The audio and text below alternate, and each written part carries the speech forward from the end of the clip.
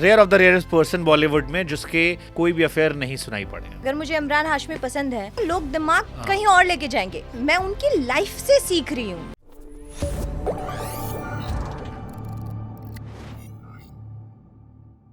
And he is the most loyal person.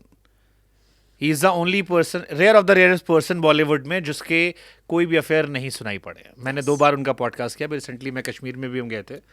And I asked him, आप क्या बोलेंगे? अगर मुझे इमरान हाशमी पसंद है तो लोग दिमाग कहीं और लेके जाएंगे।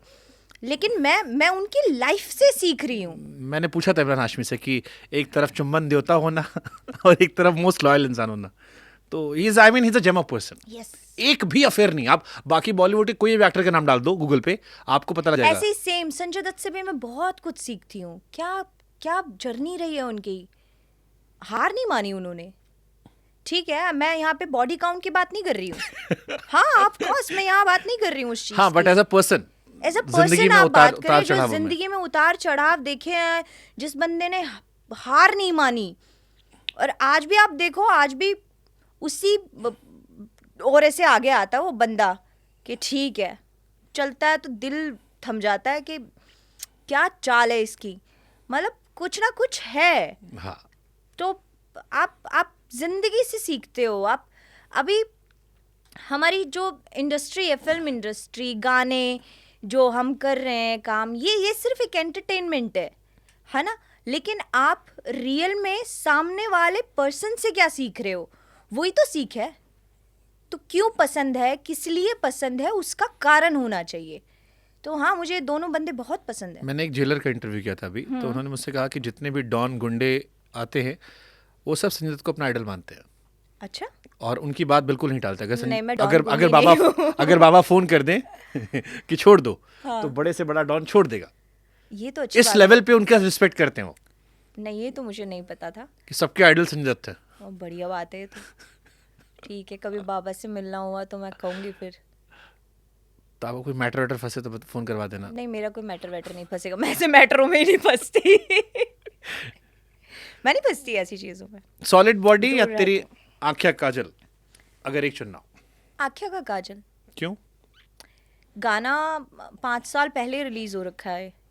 जब मैंने परफॉर्म किया था उससे भी 5 साल पहले का रिलीज हुआ रखा था। ये मेरा गाना नहीं है, ये रिलीज था। सॉलिड बॉडी आपका है? वो भी नहीं है ना? हाँ, क्योंकि मैं सर्च करता, आप थे ही नहीं उसमें। अंजलि का है। हाँ, अंजलि ने लीड किया है उसमें। अजय हुड्डा, अंजलि ने लीड हाँ। किया है।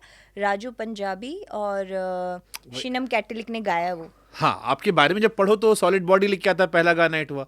फिर मैंने यूट्यूब पे वीडियो देखना शुरू मैंने किया। तो परफॉर्मेंस किया। उस टाइम पे कंपनियां मुझे गाने देती थी कि ये परफॉर्म करेगी तो हिट हो जाएगा। उस टाइम मुझे कोई एज ए मॉडल थोड़ी गाने देता था। अरे मैं काम के मामले में शातिर हूँ। और आँखें का काजल इसीलिए मेरे दिल के बहुत करीब है क्योंकि मेरे को जब कंपनी ने साइन किया तो उन्होंने मुझे कोई 15 गाने दिए थे परफॉर्म करने के लिए कि आप इन पे परफॉर्म कर देना। उनमें से सिर्फ मैंने कितने गाने चुने? आँखें का काजल, बोल तेरे मीठे मीठे, बंदूक चल गई, और एक गाना था काचे कटा दूंगा। और जो गाने मैंने चुने वो ही हिट हुए। और ये सारे आपके गाने नहीं है? ये सारे मेरे गाने नहीं है। तो कैसा लगता है ओरिजिनल वालों को ओरिजिनल फील करा के? नहीं, काफ़ी गालियाँ भी खाई है मैंने इस बात पे। गाना तो हमारा है, ये तो बस नाच देती है, इसका क्या है। फिर मेरा मूड ऐसा बदला, फिर मैंने बोला ठीक है, ऐसी तैसी तुम्हारी अपने लेके आऊँगी। फिर पैसा कमाया, फिर अपने गाने किए। फिर कौन कौन से गाने हिट हुए अब आप ये पूछिए। इंग्लिश मीडियम, ठाडा भरतार, क्या कहते हैं, गजबन, और अभी हमारा रिसेंटली हिट था जड़े। हाँ, पहला ऐसा हरियाणा का गाना है जो बिलबोर्ड पे पहले नंबर पे आया और जिस पे पूरी 10 मिलियन कितनी 10 मिलियन रील्स बनी। पहला गाना बना वो, बॉलीवुड के भी किसी गाने पे नहीं बनी। और ये सारे गाने हमारी कंपनी के हैं। अभी भी स्टेज शोज करते हो? हाँ। कितने पैसे लेते हो? क्यों बताऊं? क्या पता, ये लोग बुलाएं, फिर भी अंदाजा मोटा मोटा? नहीं, अभी मैं इतने पैसे लेती हूँ। ऐसे नहीं बताते। ठीक है, कभी फोन आएगा। मतलब नेगोशिएबल है। हाँ हाँ, कर लेते हैं हम नेगोशिएट, इतनी बुरी नहीं हूँ मैं। पर कभी कभी देखिए, जैसे मान लीजिए मेरे परफॉर्मेंस का बजट है 15 लाख रुपए। मैं आपको एक बात बता रही हूँ, गेस कीजिए। सामने से फ़ोन आया शो के लिए, नेगोशिएबल की बात कर रहे हैं आप और सामने वाले ने बोला, हमने बोला चलिए हमारा इतना रेट है, हमने बोल दिया हमारा 15 लाख रुपए हम शो कर देंगे, है ना।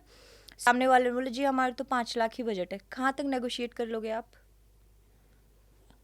हाँ, जिसने कह दिया ठीक है जी 13 में 14 में, तो हम थोड़ा सोचे भी। सब्जी वाला जो हिसाब किताब होता है हाँ कि भैया अब 10 की 8 की लगा दो। हाँ, पर ऐसे कौन नेगोशिएट करवाता है? तो नेगोशिएट हम पहले सामने वाले से बजट पूछ लेते, जी आप बताओ। फिर हमें लगता है कि हम नेगोशिएट कर पाएंगे तो हम कर लेते, नहीं तो हम छोड़ देते हैं। नाइस। एक फिल्म आने वाली थी आप पर, मैं सुन रहा था 2024 में रिलीज होगी। नहीं, 2026 में रिलीज होगी। 26 में भट्ट साहब बना रहे हैं या उनकी कंपनी बना रही है? उनकी कंपनी बना रही है, मैडम सपना। मैडम सपना। अच्छी बन रही है। डायरेक्ट कौन कर रहा है? जिन्होंने बनाई है टॉयलेट एक प्रेम कथा, ओके। वो डायरेक्ट कर तो रहे हैं। आपने नहीं कहा कि मेरी पिक्चर में हीरोइन मुझे ले लो? नहीं, क्यों? मैं तो मेरी जिंदगी की हीरोइन हूँ। आपने सिर्फ कहानी के पैसे ले लिए। बढ़िया नहीं किया? ये कहानी के पैसे मिल गए, प्रमोशन में तो मुझे लाओगे तो अच्छी बात नहीं है अच्छी ये। बात है। कैसी बात कर बट रहे हो आप? यही तो डेब्यू क्यों नहीं कर लिया इससे? नहीं कि यार सपना चौधरी से अच्छी सपना चौधरी कौन बनेगी? नहीं, वैसे तो आप बात ठीक कह रहे हो, सपना चौधरी से अच्छी कोई सपना चौधरी बन नहीं सकती, लेकिन जो रोल कर लेगी, हाँ। मैं ये जरूर कह सकती हूँ कि ये कहानी ना बस मेरी नहीं है। लोगों को ना सिर्फ ये लगता है कि क्या ही, मतलब काफ़ी लोगों से मैं मिलती हूँ तो काफ़ी लोग ये भी बोलते हैं कि क्या ही है, कुछ तो नहीं है ऐसा देखने का। नहीं क्योंकि सिर्फ लोगों ने डांस ही देखा है और वो वहीं तक देख के रुक गया है ना।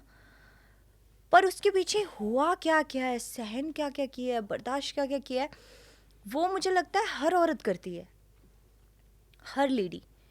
चाहे वो ऑफिस में काम कर रही हो, चाहे वो स्टेज पे काम कर रही हो, चाहे वो घर के अंदर गृहिणी हो, हाउसवाइफ हो, कुछ भी हो, हर लेडी करती है। तो ये हर औरत की कहानी है।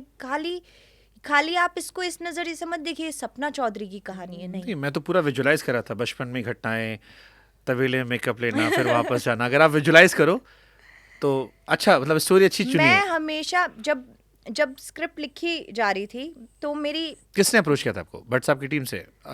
कब आपको पता लगा विनय फिर? भाई भट्ट साहब की टीम से हैं, उन्होंने किया था। और मैंने विनय भाई को देखिए बहुत बार आया था ऑफर, तो बहुत बड़े बड़े प्रोडक्शन हाउस से आया था। महेश भट्ट कोई छोटी बात नहीं है, मेरे लिए बहुत बड़ी बात है। और विनय भाई को मैंने इसलिए हाँ की क्योंकि उन्होंने मेरी 2 शर्त मानी जो किसी ने नहीं मानी थी। एक अच्छा पैसा। नहीं, पैसा तो था ही नहीं प्रायोरिटी पे। आप ऐसा क्यों सोच रहे हो मेरे लिए पैसा प्रायोरिटी पे? पैसा सबके लिए प्रायोरिटी होता है। मेरे लिए नहीं काजोल है। ने भी मुझसे कहा सबसे पहले पैसा दे। मेरे लिए नहीं है, ठीक काजोल है। मैडम के लिए होगा, मेरे लिए बिल्कुल नहीं है। मेरे लिए कोई मैटर नहीं करता पैसा। मैं आज भी उसी स्टैंडर्ड में हूँ। अगर मेरे पास 5,000 रुपये भी मैं गुजारा कर लूंगी, 5 लाख में भी कर लूंगी, 5 करोड़ में भी कर लूंगी, 5 अरब करोड़ में भी कर लूंगी। तो मेरे लिए पैसा मैटर नहीं करता। और पर होंगे मेरे पास 5 अरब करोड़ ही। ये आप देखना। इनकम टैक्स अभी नहीं है, जब होगे तब बताऊंगी। एकदम से वक्त बदल दिया। मैंने विनय भाई को बोला था कि एक तो मुझे फिक्शन ऐड नहीं कराना, सब ओरिजिनल, सब ओरिजिनल, जो हुआ है जैसा हुआ है आप वैसा ही दिखाएंगे। ठीक है। और दूसरा कि मैं हर सीन के सामने बैठूंगी क्योंकि मेरे दिमाग में वो सीन वैसे के वैसे हैं जैसे हुए हैं। जब तक मुझे नहीं लगेगा कि ये स्क्रीन पे वैसा ही आ रहा है, जब तक मैं अलाउड नहीं करूँगी उस सीन को, आप एडिटिंग पे नहीं डालेंगे। तो उन्होंने मेरी दोनों शर्तें मानी और मैंने हाँ कर। हीरोइन कौन है? अभी वो सरप्राइज है। बट फिर भी मन नहीं था उसमें हीरोइन बनने का? यार आप सुंदर भी हो, डांस भी अच्छा करते हो, यंग भी हो, मतलब 2 बच्चों की मम्मी जल्दी बन गए हो, बट मन नहीं किया नहीं, कि बॉलीवुड डेब्यू अपनी फिल्म से कर दें? मैं खुद बनाऊंगी। मुझे हरियाणा कल्चर के लिए बनानी है। मुझे अपने कल्चर को अभी थिएटर में वो मुकाम हमें हासिल नहीं हुआ है, तो उस लड़ाई में अभी आगे जाना है। तो मेरा विज़न वही है कि वहाँ पे अभी मूवीज़ आए, सिनेमा सेट हो, तो अपने कल्चर के लिए। और बहुत स्टोरीज़ हैं हरियाणा में, बहुत स्टोरीज़ हैं, अनटच स्टोरीज़ हैं। मैंने इतने छोटे छोटे कस्बों में शोज़ किए हैं ना, मैं जहाँ जाती थी, जिनसे बात करती थी, इतनी स्टोरीज़ हैं, मैं लिखने बैठूंगी तो कहानियाँ ही ख़त्म नहीं होंगी। ओके। और मैं चाहती हूँ कि वो पर्दे पर आए, उतरे, दिखे लोगों को, क्योंकि हर समाज की एक असलियत होती है जिससे लोग भागते हैं, और सिनेमा का यही काम है कि आप उनको दिखाओ। और मुझे कुछ ऐसी चीज़ों पे काम करना है जो मैं चाहती हूँ कि मैं करूँ, और मैं बहुत जल्दी करूँगी। बट जैसे हरियाणा आबादी के हिसाब से एक छोटा प्रदेश है, जब आप बॉलीवुड के गाने करते हैं, बिग बॉस गए होगे, तो आपको रियलाइज होगा कि पैन इंडिया आपको ज्यादा लोगों ने देखा।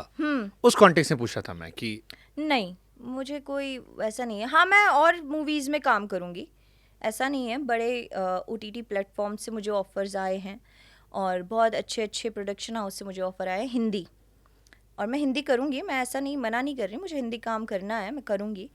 लेकिन अगर आप बात करेंगे कि अपनी बायोपिक में, मुझे नहीं लगता मुझे अपनी बायोपिक में अपना ही रोल खुद प्ले करना चाहिए।